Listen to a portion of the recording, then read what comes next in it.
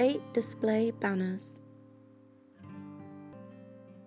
Made by community, each banner depicts an animal or plant, standing for ordinary nearby nature local people live alongside.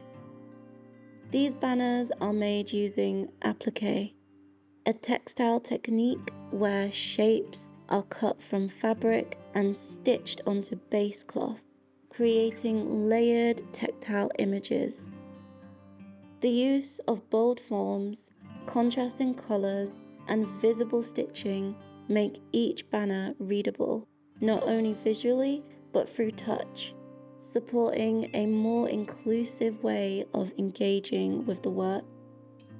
Fabric choices, raised edges, and textures allow the animals, plants, and words to be explored physically,